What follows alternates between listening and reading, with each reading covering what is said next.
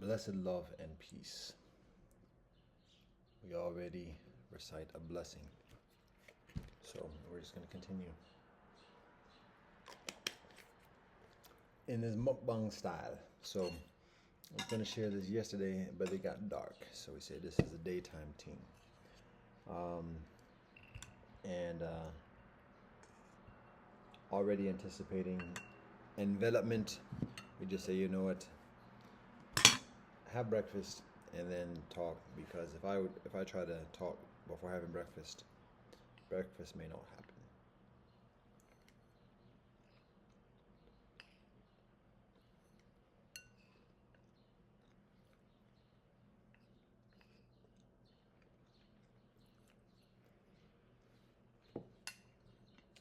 So, whilst I prepare breakfast and sit down about to partake of breakfast, I actually do begin partaking of breakfast. Then, without even intending to talk, in the quiet, there is the increasing inclination of talking. And thus, here it is. So,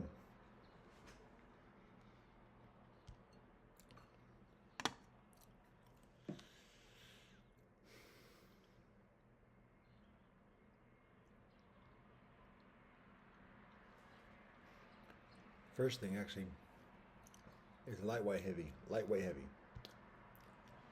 Sparrows are acting all types of jealous. Y'all, I just gave y'all rice. Y'all ate it all up. I have yet to eat mine.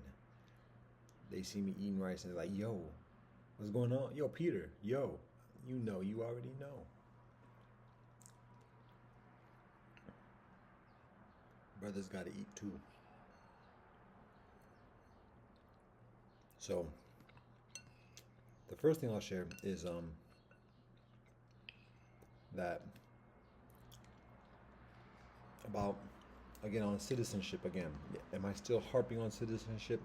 Citizenship, it's still harpooning. So, relevant. Then the second thing I have to share is oh, okay. Girls. The power, beauty, miracle, and exam of girls. Exam meaning from girls towards others. And then surrogate uncles.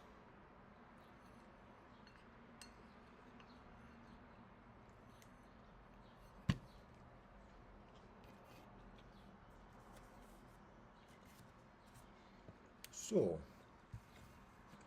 the first joint. Oh, then maybe back to the citizenship, because not doing the whole citizenship at the moment, I think, maybe.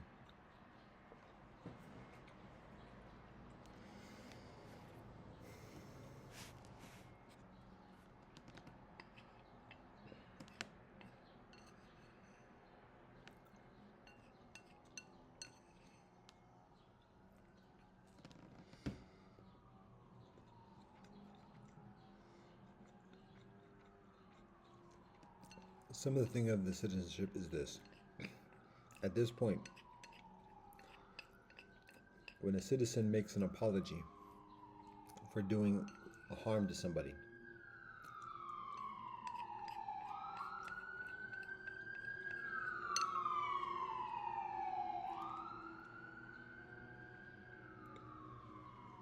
at this point, we are precluded from accepting that apology, from providing forgiveness accordingly, even for small things. Because what is recognized is that the apology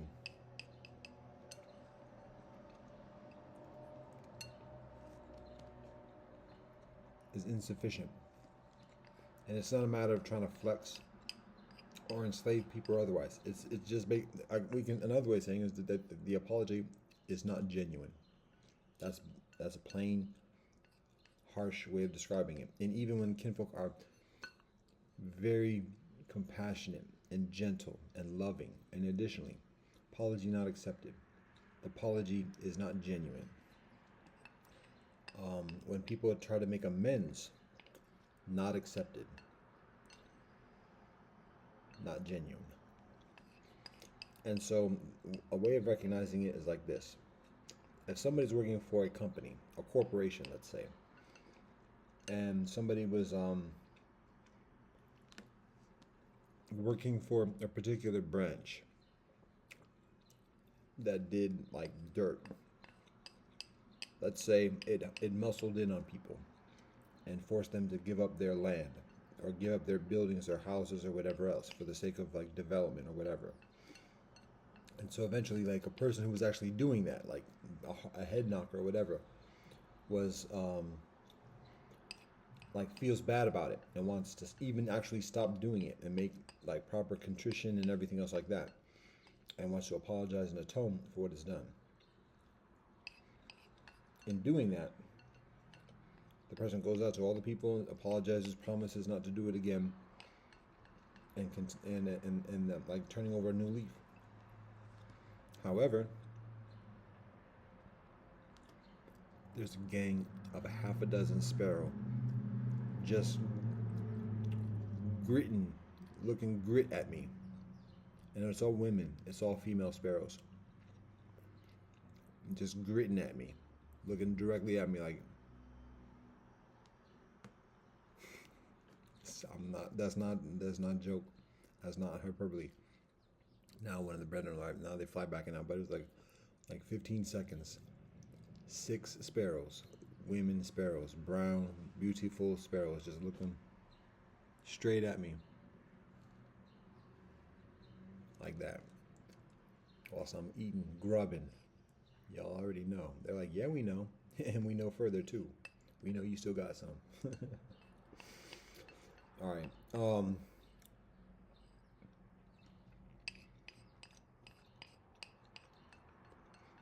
Apology not accepted, because in that scenario where the brethren is working for the company and he stops doing that dirt, grime or whatever else. However, he just goes to a different department in the company, and he might have a desk job. He might just be like sorting mail or whatever else. However, the company is still doing that grime. The company itself is still going out and head knocking and everything else. It's just somebody else is doing it. The brother himself isn't doing it. Somebody else is. And the brother is still getting a paycheck from it being done.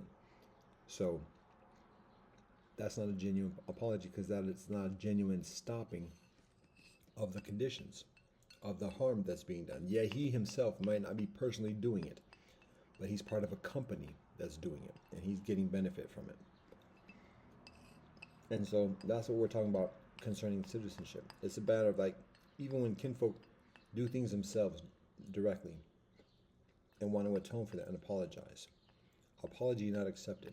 As long as kinfolk are still part of the company that keeps on doing it, it's inconsequential, essentially, what that person by that person's self does, because as long as that person affiliates formally as a democracy, as a citizen within the company that's still doing it, that's not a genuine apology. That's just a selfish attempt of alleviating some sense of guilt for what one has done oneself. And it's been accepted for so many generations by so many people, because people want, loving people who don't do that to others, want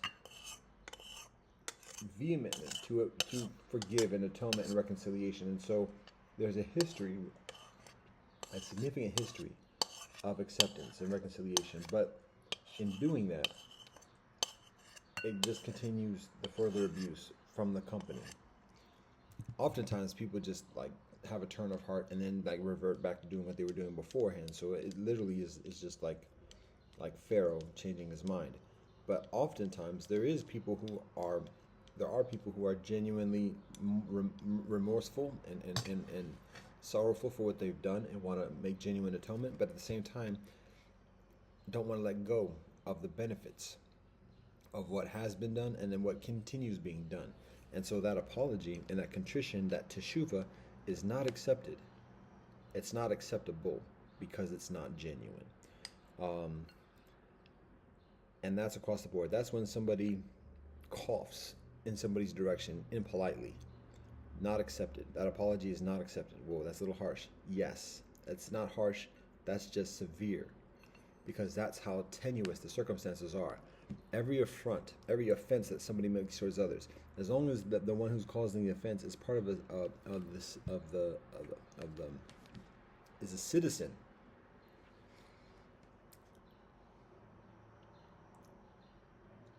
everything that person does is attributable to the whole, and everything the whole does is attributable to that person. And so even in unintentional micro offenses are part of a larger condition of severe atrocities, such that even the minor little ticky-tack micro indiscretions and involuntary offenses are unacceptable, and the apologies for such are unacceptable, as long as people continue to associate and benefit from the collective. And the logic, like the direct logic of that, might be somewhat subtle and less conspicuous. I think the general gist of it is understandable readily, but the reason, particularly about the micro offenses, and even with somebody's like sneezes impolitely and it gets on somebody else, just because they're a citizen, that's not excusable. Yes, because the conditions within society are so severe, are so exploitational, exploited, so abusive, so atrocious, so subtle, so subliminal, so systemic, that even when a person genuinely does not have that intention, a person's mindfulness is fused with the cipher of the collective. So that lack of concentration that caused that perhaps that inconsiderate cough, or maybe just a inappropriate statement, whatever, it's still attributable to that person's infusion with that cipher that causes that lack of concentration or whatever. There is still a causal relationship and a causal factor of that person's affiliation with the cipher and the company of atrocities to everything that person does, such that anytime that person wants to atone for anything that person has done and continues to associate with that cipher in a formal, volitional way, that nullifies the validity and the genuineness of that contrition and otherwise. So just being plain and simple about it, because there's just been so much of a history of like duplicitous, half-hearted, like fake apologies and fake contritions, just like with Pharaoh, and additionally about wanting this and then changing mind, or so much like slick talk and like convoluted wording and a lack of backup in terms of genuine living. Too much of a history of that formally as an entity, that any slight, people already know. People are running game on each other. People are so full of deceit. Wow. Almost full of food. People are already full of deceit and deception and half lies and quarter lies and quadroon lies and octoroon lies and everything else like that. That the credibility is shot. And the benefit of the doubt is gone. And the put up or shut up point is citizenship, because that is a very tangible, volitional binary. As long as people are gleaning benefits through citizenship, no haps. So anyways, that's it, plain and simple.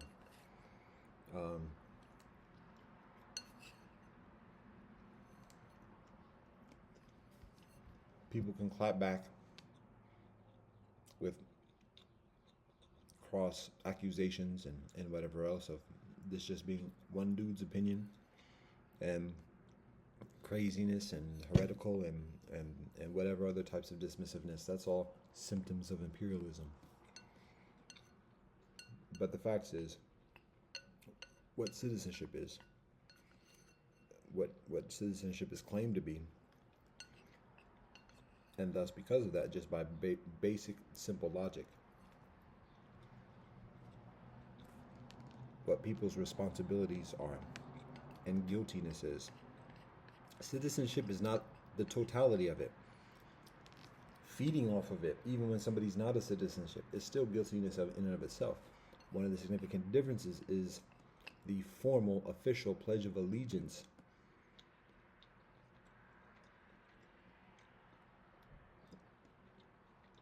as a pretense for receiving the benefits. That can seem just like a small detail or whatever else. Fine, then let go of citizenship and see what happens. That's just illogical and impractical, and that's just nonsense. Okay, then deal with citizenship, for better and for worse.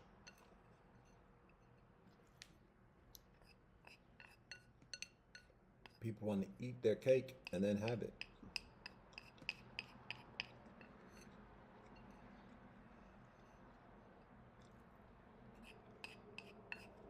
So, all right, that's enough. That's it. That's that. Wow, that was only 15 minutes. Wow, okay.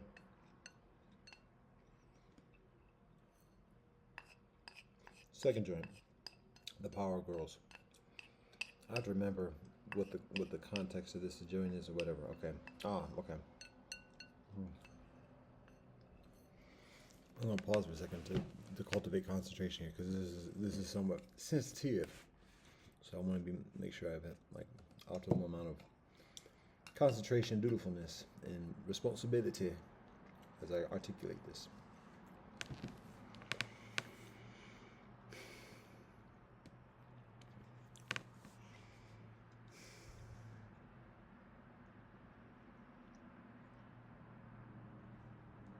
Okay. I'm just going to try to venture to communicate this, articulate this, and whatever inaccuracies or clumsiness, I'll try to like improve, clean up, and strengthen in the process. So God willing, I do an effective job. So here we go. Plain and simple. Girls, young girls, beautiful, miraculous, powerful, intelligent, observing, knowledgeable, and preparing.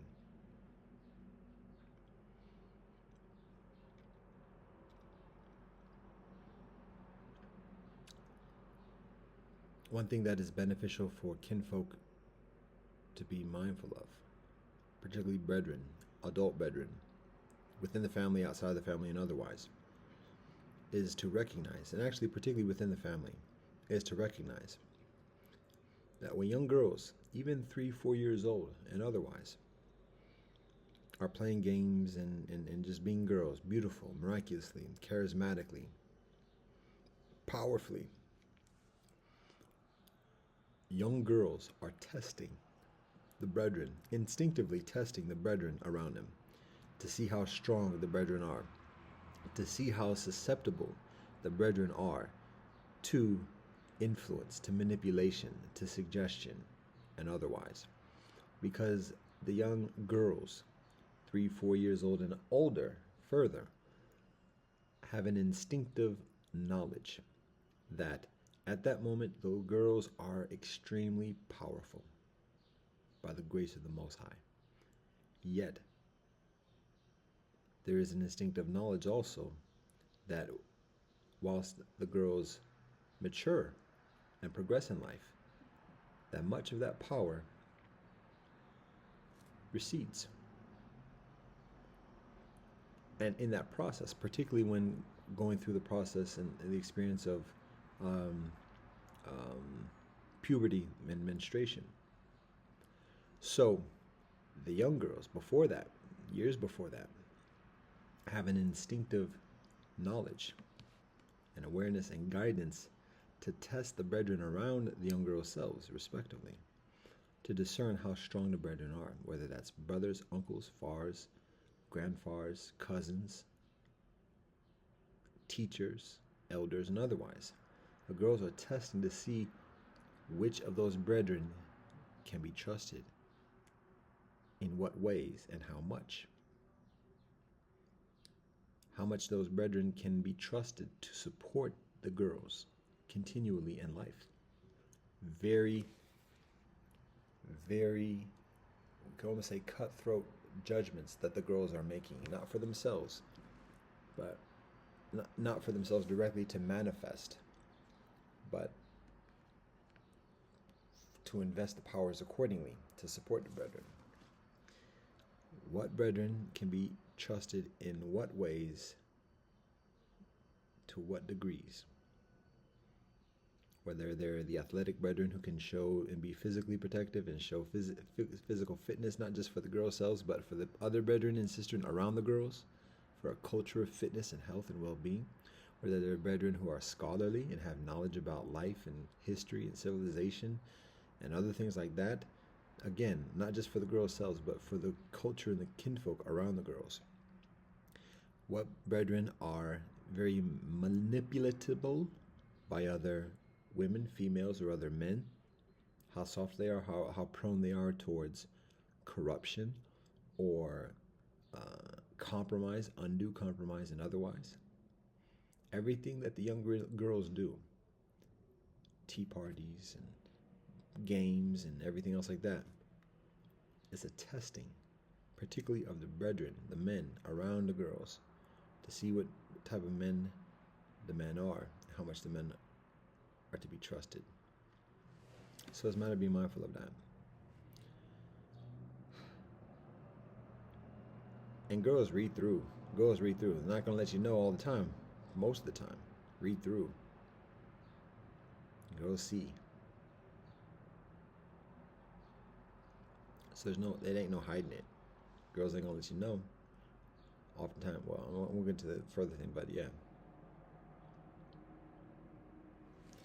So it's beneficial, and I say that particularly so that brethren can be further mindful, further strengthened, further honest and dutiful, when blessed with the company of girls within the family, within friends, in the community, and additionally,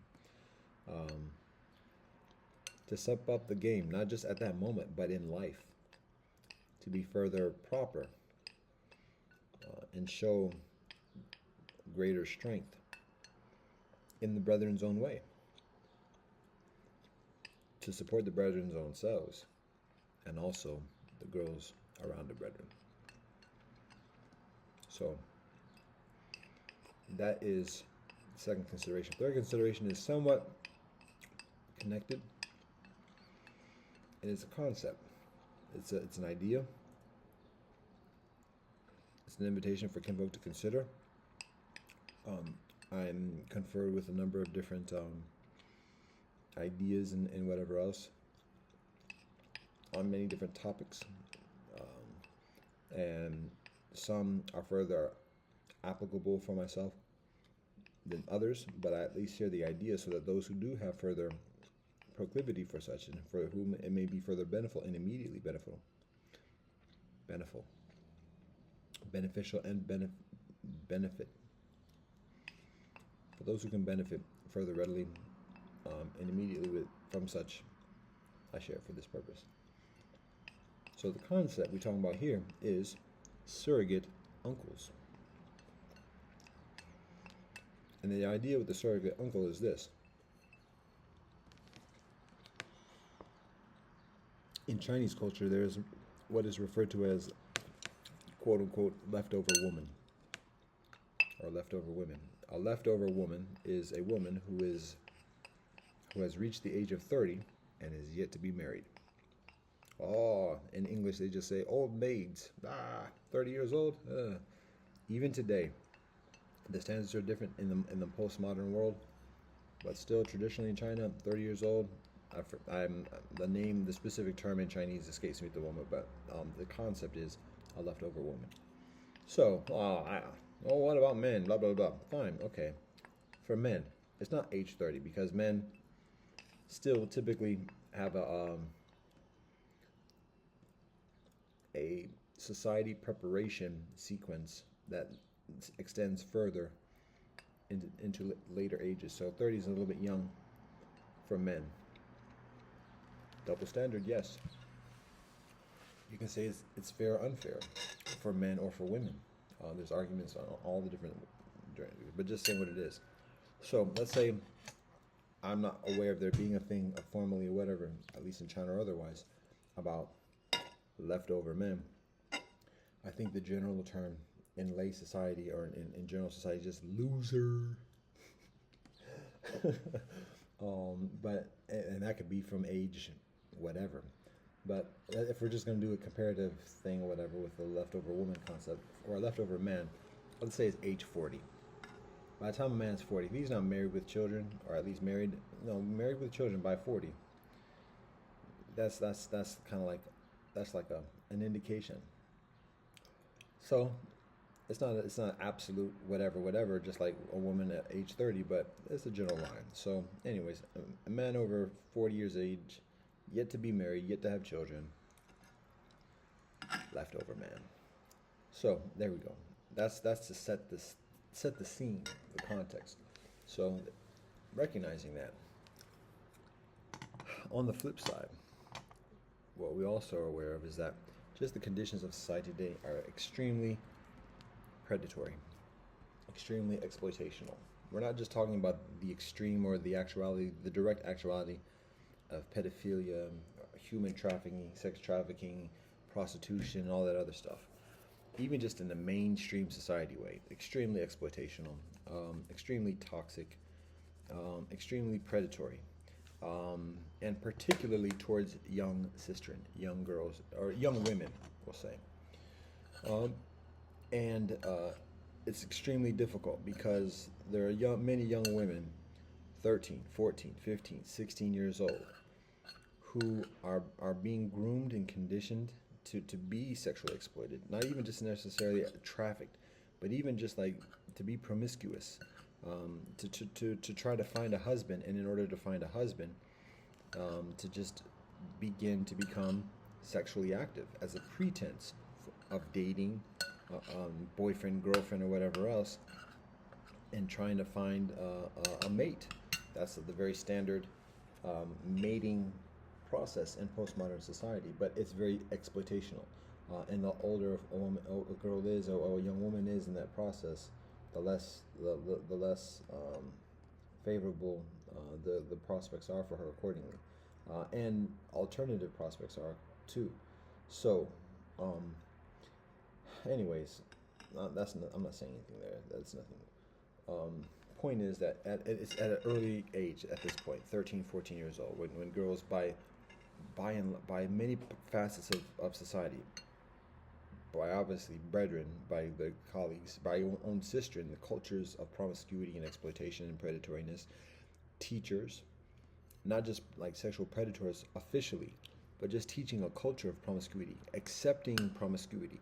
When teachers are teaching students, and half of those students are half naked, and the teacher is not even addressing that, just like saying the subject, not by just not addressing it, the teacher is supporting it, and the teacher is imposing it upon the other girls who are not dressed half naked, because the girls who are dressed half naked tend to get further attention, further support, further nice talk, or whatever else from the other brethren, and the other women, the other girls, young women, have to like vie for attention accordingly. So, and the teachers, the administrators, the religious leaders, and additionally, who ignore that, who don't even address it or whatever, tacitly at the very least support it, oftentimes openly support it, making all different types of comments. You look nice today, and da da da da da. And we know it can get into the cringe and creepy, but even when it doesn't, still, even just saying girl looks nice and she's dressed half naked, and her disposition is very innocent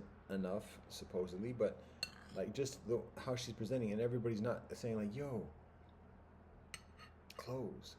So when that's the culture, um, that's all the leadership in that culture imposing it upon the girls. So, anyways, people know that already. So, what am I talking about in terms of uncle citizenship? No, surrogate uncle, surrogate uncles. This is what it is. There are many girls at this moment, young women. I'll say I have to be very definitive. A girl is someone who has yet to experience menstruation. So right here we're talking about young women, a woman, a female who is already experiencing menstruation. So by definition, I won't say by definition, but by that experience is able to have children. So by being able to have children at this moment, regardless of what age she is, she being defined as a woman, and maybe a very young woman. Those are the terms and the terminologies and definitions that we're working with. So just for me to be specific about what I'm talking about, we're not talking about girls, we're talking about young women here now. So there are many young women who are very vulnerable, who might not have a father in the house, who might have an abusive or a neglectful mother, a mother who might be working three jobs or whatever else, and less able to provide attention and care and protection for her daughter. And additionally, so they're young women who are experiencing challenges, and many women who are susceptible to the exploitation of an actual sexual predator, or some type of another type of person who, with the intentions of exploiting the young sister. And so there are many young sisters who have a very urgent need for a man's protection, a man's guidance, a man's um, teaching about life, and additionally, even just a man's ear to listen, and share company in a positive, healthy, genuine way. Um, and there, well, I'll just say there's that need. And young women search to satisfy that need continually, and oftentimes in unhealthy ways. So the idea of a surrogate uncle is a way of uh, attending to both of those categories of people. Am I speaking about myself? Haha, maybe, maybe not. But I'm speaking from my experience and my personal experience, but also my conversations with many young women who who tell me this, who show me this, who confide in me this through the years. Many young women. So it's a shared experience, and it's a shared need. And so this is a methodology. We can talk about the buying friends in Japan, that service of renting a friend or renting a wife, of like the places that are not brothels per se, but places where a man can rent a surrogate wife, and just like sit and cuddle or sit and have a conversation. There's a menu of social interaction, and he can just choose from the menu what type of interaction he wants, not sexual per se, and not sexual touching per se. And I say per se because there's we don't, but just what's advertised from what we've seen. There's a menu of social interaction, conversation, sitting and talking, sharing a meal, and otherwise. So we already see how these things play out in terms of how people are trying to like satisfy the needs that people are having in a healthy way, but still not the most healthy. So the surrogate uncle is this. This is like the methodology. And again, this is just the general thing. It's like a somewhat of a work in progress, whatever. And again, am I offering that service? I can talk to that in a minute.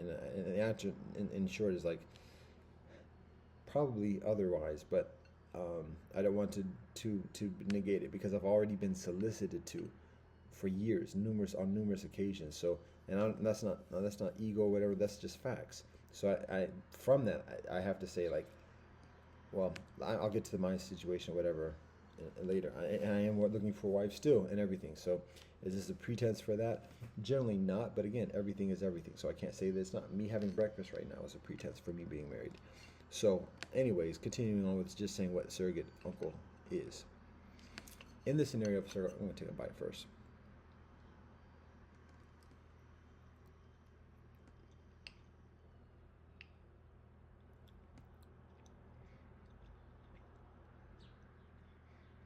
This is basically how the surrogate uncle thing works. a young woman, and it doesn't actually have to be a young woman. It can be a woman who's older, 20 years old, otherwise. But in this particular scenario, how I describe it is a young woman. She can be 13, 14, 15, 16. Oh, wait a minute. What you talking about now? Proper. Let's say a woman. A woman who is unmarried, has yet to be married, wants guidance, wants company, wants attention from a man. Honest attention. Honest interaction relationship. Not necessarily looking to be married, not necessarily looking for a physical, sexual interaction or otherwise, but just interested in having just somebody to talk to, somebody to trust, somebody to confide in, somebody to know.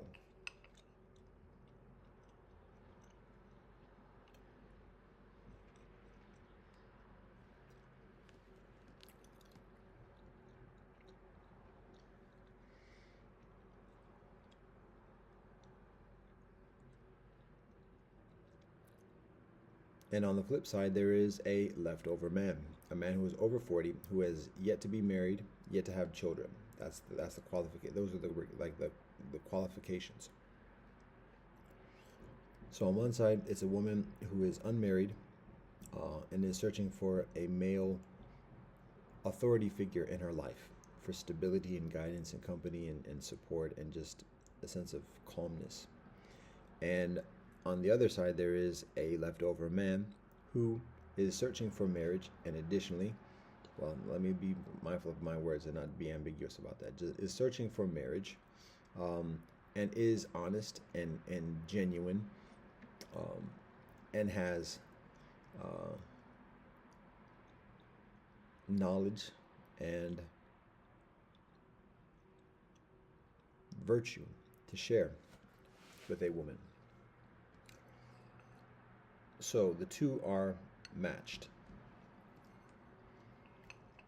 When in the scenario of the woman being of younger age, still living in her parents' house or still living in her mother's house or whatever her situation is, that matching process, whatever, involves the knowledge and the sanction, the approval, and the involvement of the parents.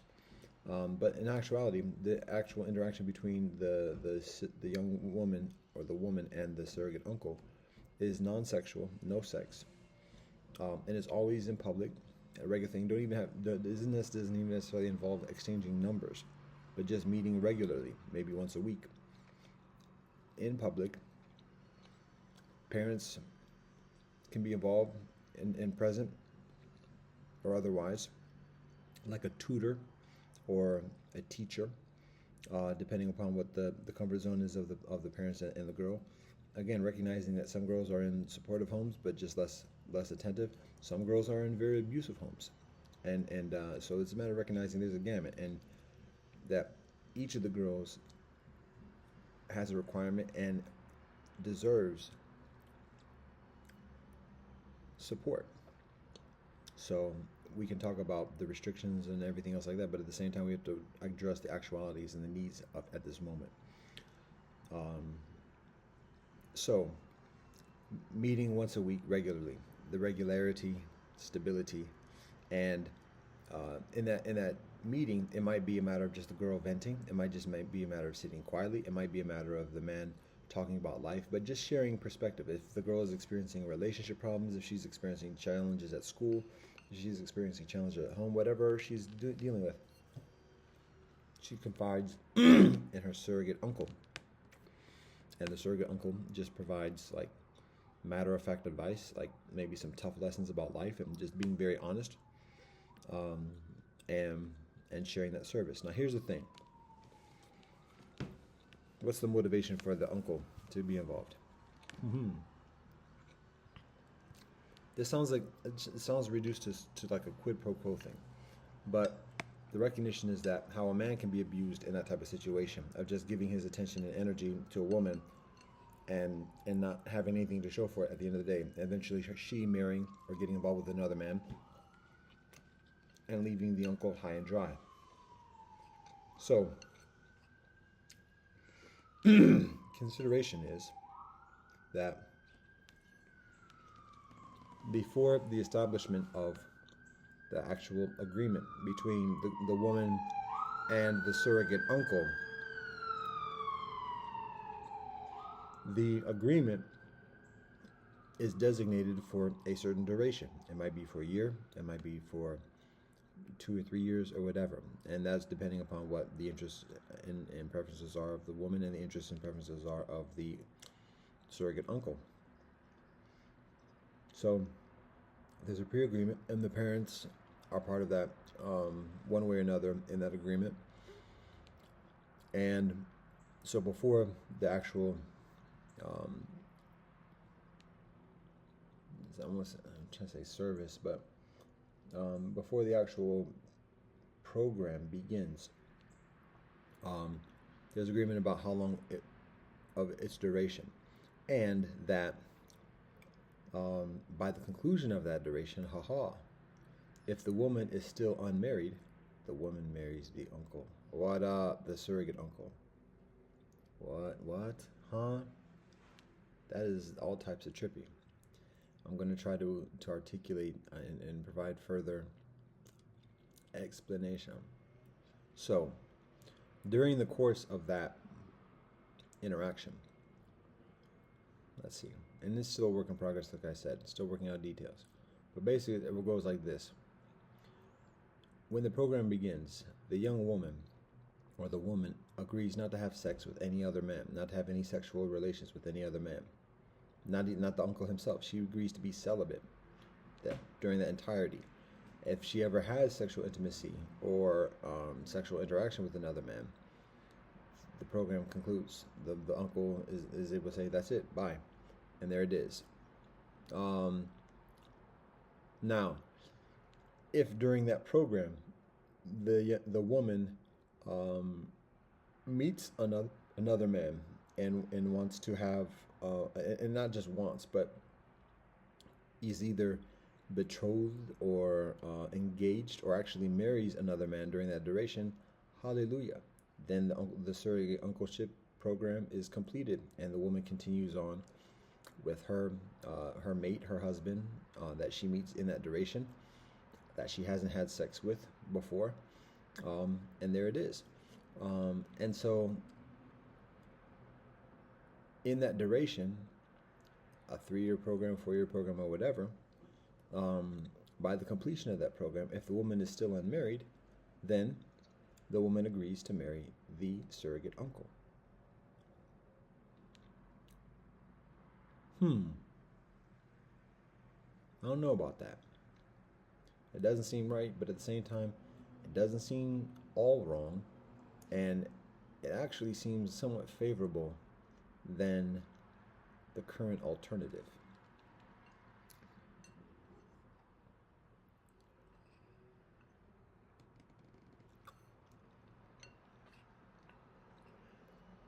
Now, in this basic scenario,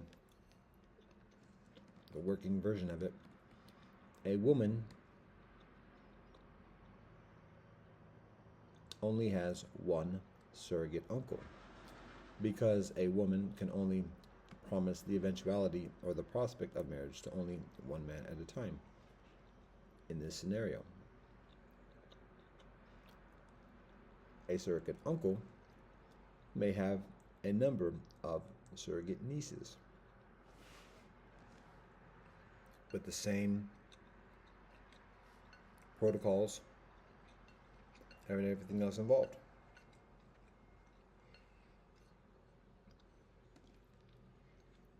The other surrogate nieces may be knowledgeable about each other, may not. That's one of the details to work out. But that's the basic gist of it. So if a woman is 20 years old, that's a little bit old to be in the program, but let's just say that scenario. And so, but she's like, she wants a man that she can trust, who's not going to try to just run game on her and get over on her, whatever, who can provide her with some perspective, some actuality checks, some like a sense of anchoring of like at least when she goes to sleep, she can think about somebody in a positive way and feel further at peace about that. That's what part of the service that a surrogate uncle provides for her at that moment in her stage of life. She promises she's not having sex or sexual intimacy with another dude. And in that process, she gets this attention, this regular attention, trusted attention, genuine attention, no innuendos. I mean, if a surrogate uncle is creepy in terms of like just continually being suggestive and everything else like that, I mean that's part of the screening process, and that's not part of the service. So that's not it. It's a matter of a surrogate uncle providing genuine support like an uncle, and just the recommendation and ideas. And again, there's a vetting process to see what surrogate uncles meet certain women's qualifications, but that's what the woman receives in that program. And meanwhile, her options are open. If she meets a man or otherwise, with that confidence and with that kind of like sense of security, it's easier for her to be calm and be less desperate, be less leveraged and pressured to agreeing or abiding or kowtowing to men that she's less confident about or less like naturally inclined towards. She feels safer, she feels secure, and further stable, and is able to have to look at relationships with other men at that time. And if she doesn't find something by that whatever duration is, then she looks at the surrogate uncle and says, marriage here. Now that seems like a very severe kind of like a Rumpelstiltskin type of clause. Rumpelstiltskin clause. However, as part of the actuality of life, and the actuality also is like, if she's able to find stability and comfort with a man for whatever duration that is, then that's actually very strong evidence of a supportive relationship for her for the rest of life, beyond whatever drunk desires or biases or things that she thinks she wants in a man. For her to be able to have that type of interaction with a man for that duration regularly, being married with that man is not the worst of things, generally speaking.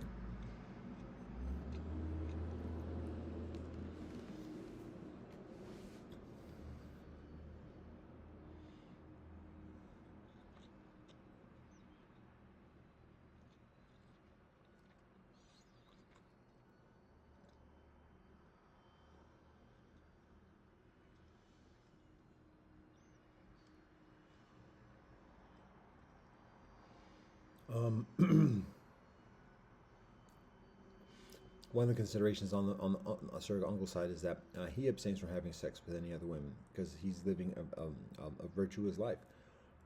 He still has a perspective of marrying a woman in that duration, and in marrying that woman, continuing to honor his surrogate uncle commitment for the duration, the stated duration. And upon the completed duration, it may be that the woman at that point has the option either to also marry the man, polygamy, life and nature, or to not marry the man and to continue on her own way accordingly. But the fact that he's already married gives her an escape or gives her an out from that obligation. So part of it is on the part of both to have an incentive for being married in that duration, for preparing, for being not pressured, but at the same time having an incentive for being married and finding a relationship in that respect, particularly on the part of the woman. So that the man's motivation for participating is that by the conclusion of it, either he helps in a woman eventually finding a husband, or in being settled and secured in society, or he gets married, and that's his incentive for participating. And there's a susceptibility of a man, again, like I said, being like deceptive or just being manipulative and just trying to like guide the woman for that duration just to be married with him. So it's appropriate to have some type of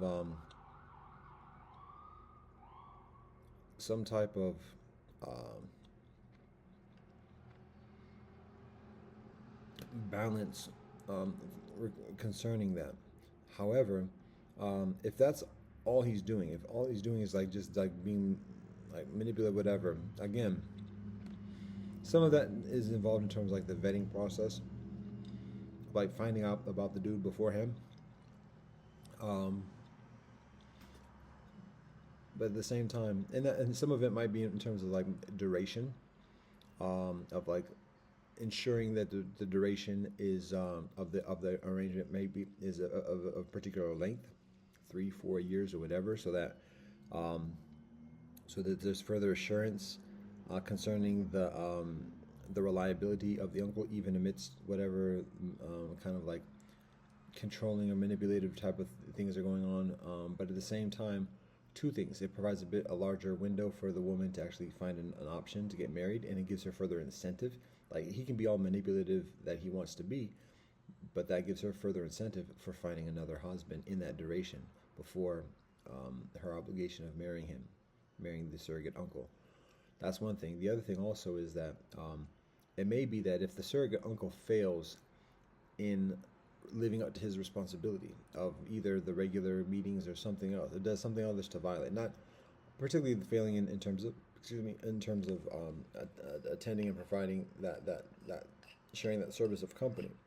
Um, it's a matter of then the woman has out. Just like if she has sex or sexual intimacy with a man during the duration, the surrogate uncle has an out and can end the program there.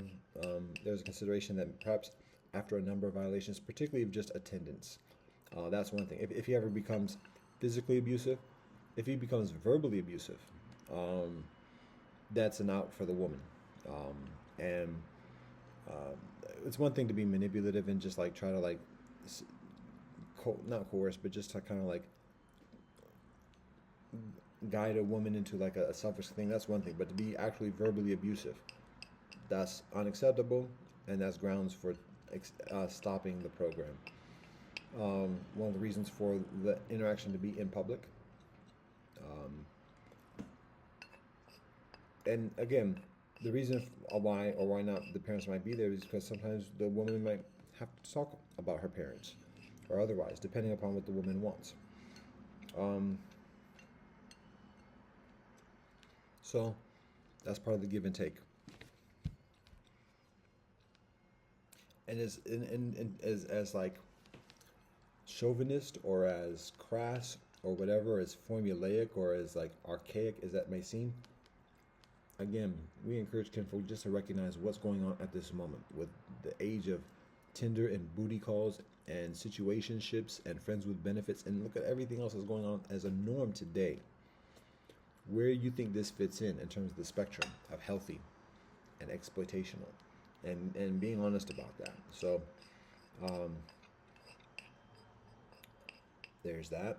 Um, less susceptible to pimp professors in similar type of scenarios of exploitation. Uh, so now, when I talk about 13-year-old, 14-year-old, serious, so obviously that those are severe circumstances, but at the same time, they're very necessary circumstances. It's a very necessary, urgent need at this moment for a number of young sistren at that age, at this very moment. Um, so there's legitimacy. Now, in that being said, it may be that if a sister is 13, 14 years old and in desperate need of a male authority figure that she can trust, it may not be, the duration of the program may not be for 1 year. How about that? Because she being 14 or whatever else. It may be 4 years, it might be 6 years or whatever. Um, it might be difficult for her to wait that long. And that's another thing. Maybe there's the propensity of the young woman being married with the surrogate uncle before the completion of the program, or just vibes or whatever else. And again, this is particularly towards the older age, if she's 18, 19, 20 years old, before the program officially concludes. So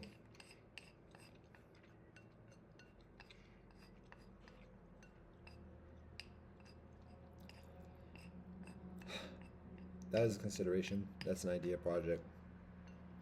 Um, And like I said, particularly for the younger age, 13, 14, there is a serious need. I already have 13 and 14-year-old young sister and young women approaching me and looking for that type of, like, literally explicitly stating a want for that particular type of male authority. And I respond, I abstain from having sex with any of the sistren that communicate that. But it does involve discipline and further. So this is speaking from experience, and it's not ego. It's not trying to just talk about myself. It's actually endeavoring to find a genuine solution to a genuine challenge. So, even at the cost of being scrutinized and persecuted from society. So, we have an awareness and an honesty about what conditions are. And again, in that scenario of a young sister and that young, there being a prudence in establishing the program for a longer duration. So there's that. Now, I said, do I like consider, am I a candidate for this thing or whatever else? Is that something that I intend to go out? To be honest, actually, I'm less inclined towards offering that service at this point. Not that I won't, but particularly going out and offering it. If asked, to be honest, if a young woman sees this, and I'm speaking presumptuously, but I'm also speaking with knowledge of experience. If a young woman, or when a young woman sees this, and then approaches me and says, "Yo, would you be my surrogate uncle?" To be honest, what I anticipate my response being is, rather than accepting immediately, what I would actually, interesting. This now I got to think about this now. Wow. Okay. Wow. Interesting. All right. I think about this, because what I was about to say is what I would invite her to is to be a student, not for me to be a surrogate uncle or for her to be a surrogate niece, but for her to be a student, and for her to study with me. And again, wait a minute, was this just like a bait and switch? And so that's what I have to be mindful of, because wait, what are the conditions of student and what are the protocols, this and the other? So student is not like a coded word for any sexual exploitation or whatever, but at the same time, like, what about all the parameters of meeting in public and parent approval and this and the other? I have to be mindful of that. So, but just generally, again, looking at this as responding to that consideration with genuineness. And like I said, this is a work in progress. Consideration is inviting the young sister to be a student, and it might be like student meeting at a public space on a regular basis and having a specific program of study, rather than necessarily like a venting kind of like open-ended kind of conversation type of thing, but just like a focused sequence of study, so that particularly if I'm just meeting a sister from off the street or whatever else, that she better learns about myself and I better learn about her before even just making a decision about surrogate unclehood or whatever. So that would most likely be the response.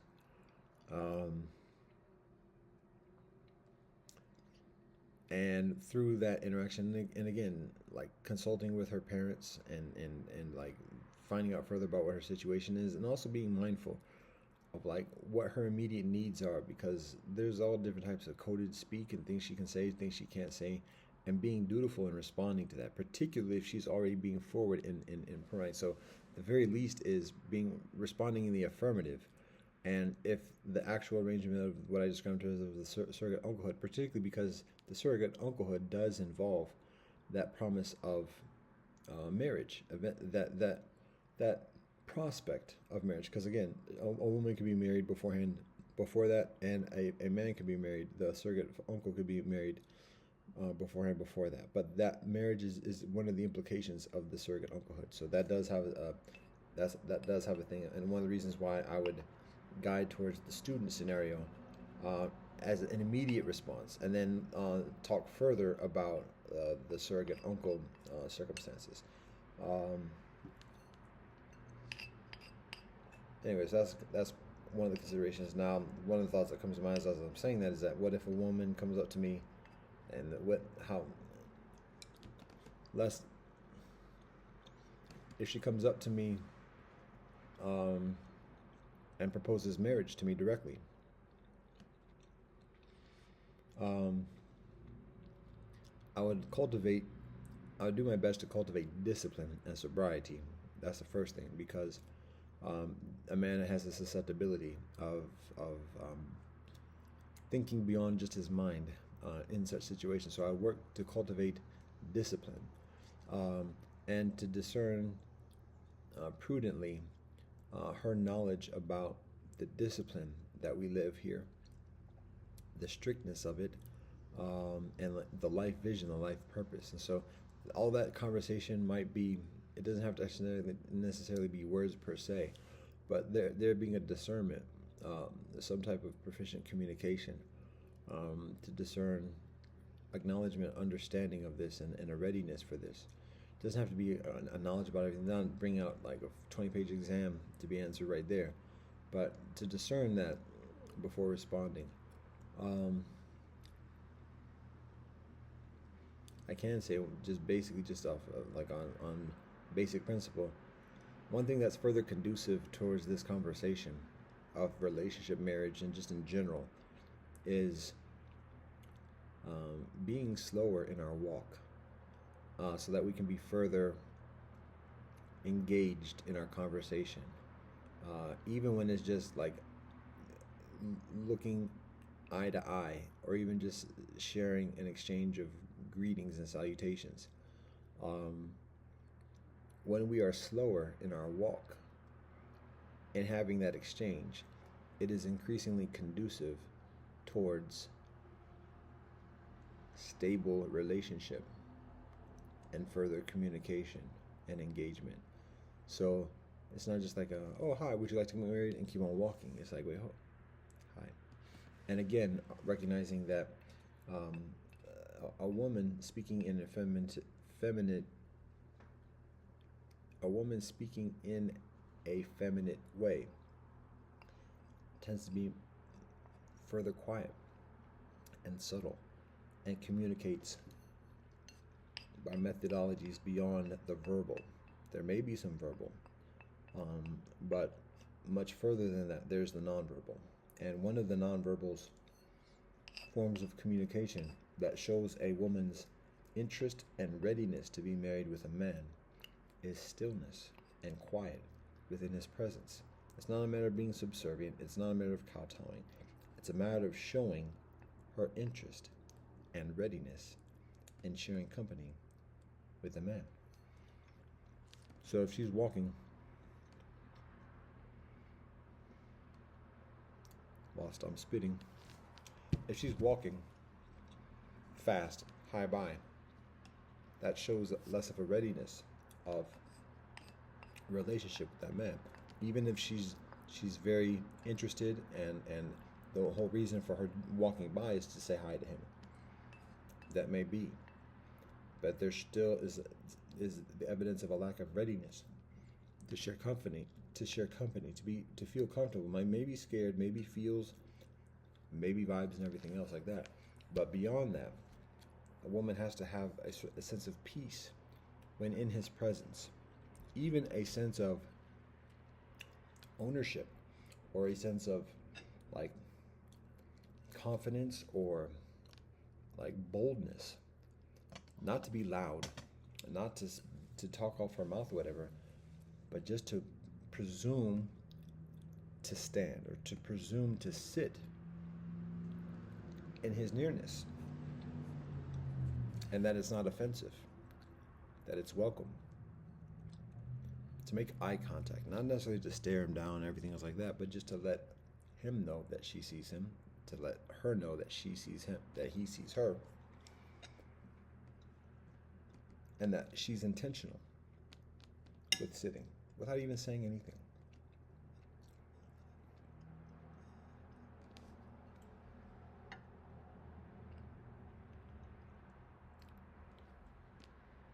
A smile, that's a long way.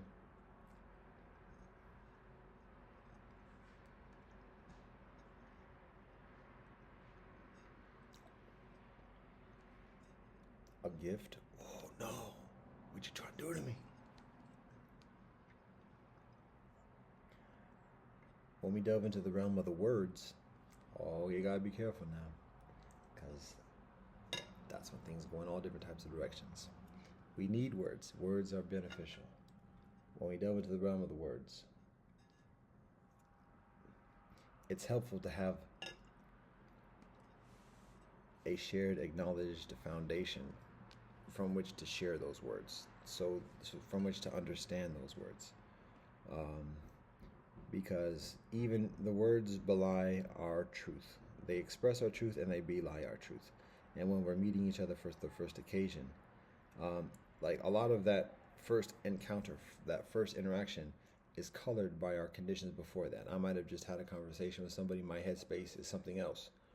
And so the words said on one day in one context can be a very different thing on another day and in another context. So that's why we have to be mindful. Again, words are necessary. Words are beautiful. Words are miraculous.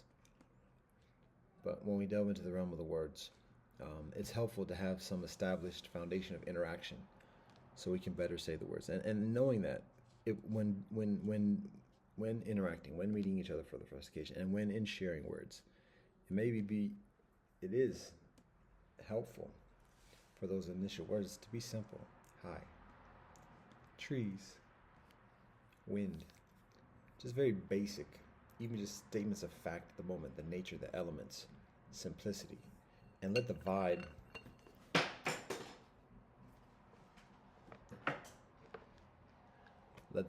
speak for itself, primarily. Modesty in dress, so that a man can be further sober. Natural beauty. I mean, just from what we are in Rastafari, less of the makeup, natural look. The natural is beautiful sufficiently, proficiently. So natural modesty in dress that helps calm our minds so that our thoughts are honest and constructive and supportive. And those basics. So anyways, that's what we're gonna share with this joint. Knowledge about His Majesty Haile Selassie I, talking about the perfect balance with Her Majesty Waizara Manen, having some shared frame of reference, even singing a song, sharing a song, goes a long way in building the conversation. And the nuptiation. I'm trying to think of another word. However, for the moment, that is the moment. So, we give all thanks and praise to the Most High. Blessed love and peace in Rastafari.